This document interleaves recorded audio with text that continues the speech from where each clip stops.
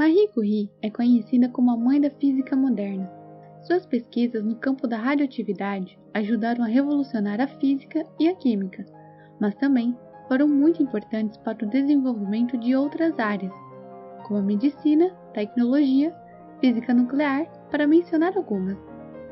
O brilhantismo de Marie pôde ser visto desde muito cedo, mas foi seu amor e dedicação pela ciência que a fez enfrentar e vencer vários desafios em uma Europa do final do século XIX e começo do século XX, e conseguir se estabelecer como um nome de peso no mundo científico. Maria Sklodowska nasceu em Varsóvia, na Polônia, em 7 de novembro de 1867, quando o país ainda era controlado pelos russos. Os pais dela eram professores e sempre incentivaram os 5 filhos a estudar. Mesmo depois da morte de sua irmã mais velha e da mãe quando ela tinha 10 anos, o pai continuou a incentivar as crianças. Ele trazia muito material para casa, incluindo equipamentos de laboratório, que encantaram Marie. Ela também teve acesso a boas escolas, apesar de toda a educação ser controlada pelos russos, fato que nem Marie nem sua família nunca aceitaram. Mais tarde, o ingresso no ensino superior não seria tão simples. As universidades polonesas não aceitavam mulheres, então ela teve que se juntar a uma universidade clandestina, formada por intelectuais poloneses. Mas essa seria uma solução temporária. Marie sabia que teria que sair do país se quisesse realmente continuar a estudar. Então ela fez um pacto com sua irmã mais velha. Primeiro a irmã iria para Paris, por ser mais velha, e Marie trabalharia na Polônia e ajudaria nos estudos da irmã. Depois a irmã faria o mesmo por ela e auxiliaria a ida dela para Paris. Depois de alguns anos trabalhando como governanta em casas de poloneses mais ricos, Marie finalmente recebeu uma carta de sua irmã a convidando para ir à França.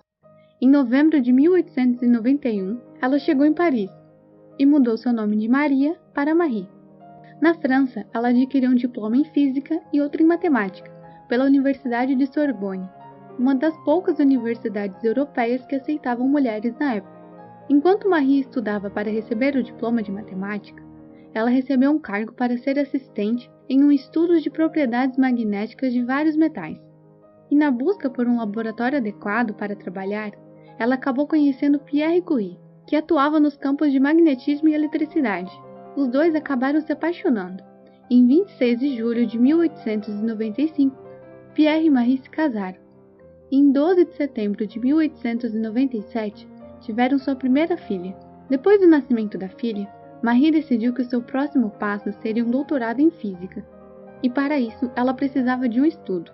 Ela se interessou pela então recém-descoberta de Antoine-Henri Becquerel, inspirado nos raios-x, que também haviam acabado de ser descobertos pelo alemão Wilhelm Conrad Röntgen em 1895.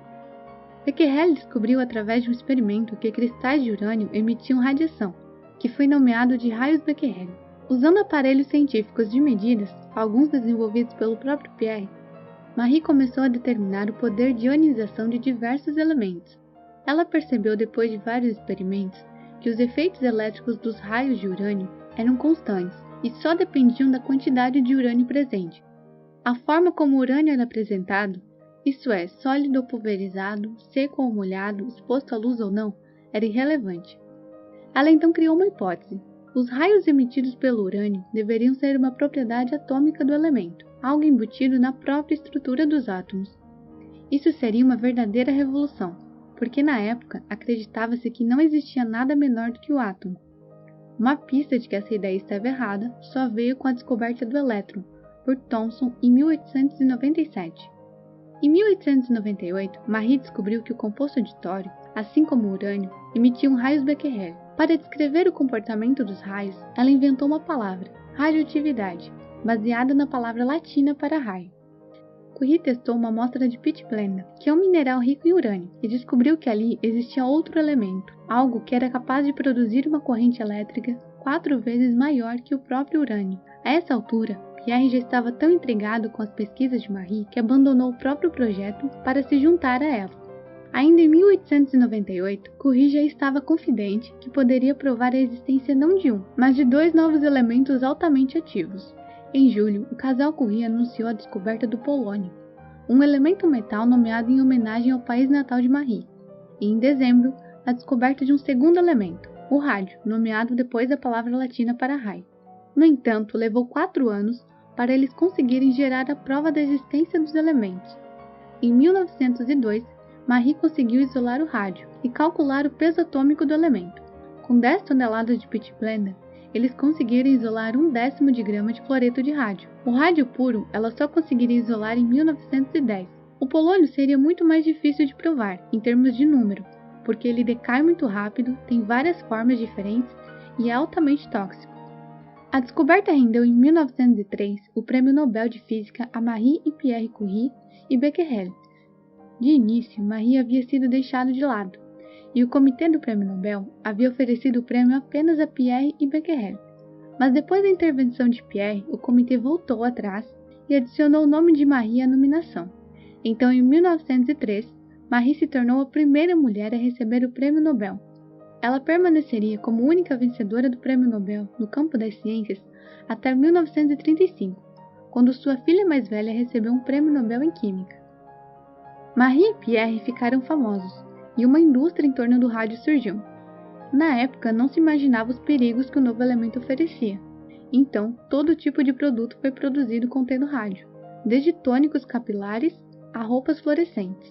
Eles também não patentearam as descobertas, para que todos pudessem pesquisar e fazer novas descobertas que pudessem ajudar a humanidade.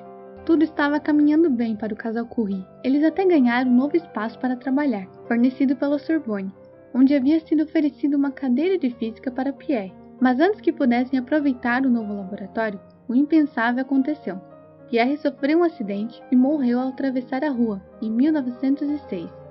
Depois da morte do marido, a Sorbonne ofereceu a Marie o cargo que era de Pierre, fazendo dela a primeira mulher a dar aulas na instituição. Em 1911, ela recebeu outro prêmio Nobel, agora em Química e sozinha. A premiação foi concedida pelo descobrimento dos elementos polônio e rádio e pelo isolamento e estudos do rádio. Ela foi a primeira pessoa a receber 2 prêmios Nobel em 2 áreas distintas. Além dela, Linus Pauling conquistou um prêmio Nobel em Química e depois o Prêmio Nobel da Paz. Marie Curie também teve um papel ativo na Primeira Guerra Mundial. Ela dizia que se nada podia fazer por sua terra natal, ela tinha que fazer algo para ajudar o seu país adotivo.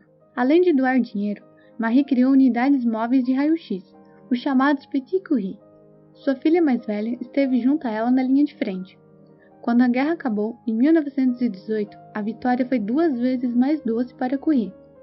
Pela primeira vez, em 150 anos, seu país natal, a Polônia, era um estado livre e independente. Graças aos esforços de Marie durante os 4 anos de guerra, mais de 1 milhão de raio-x foram realizados, e inúmeras vidas foram salvas.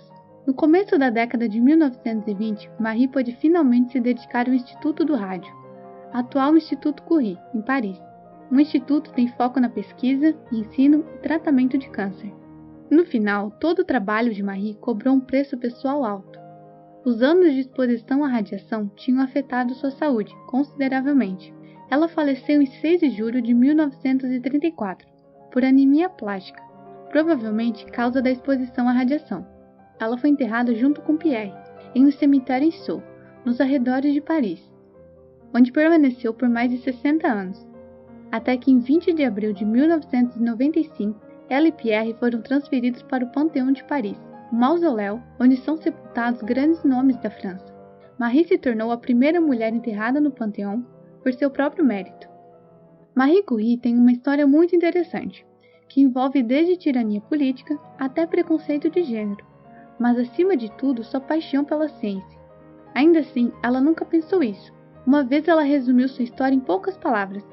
Eu nasci em Varsóvia em uma família de professores, me casei com Pierre Curie e tive 2 filhas. Eu fiz meu trabalho na França. Desde então, outros encontraram muito mais a dizer sobre sua vida, em diversas bibliografias, artigos, documentários e filmes. Muito obrigada por assistir, não esqueça de curtir e se inscrever no canal e compartilhe se você gostou do conteúdo.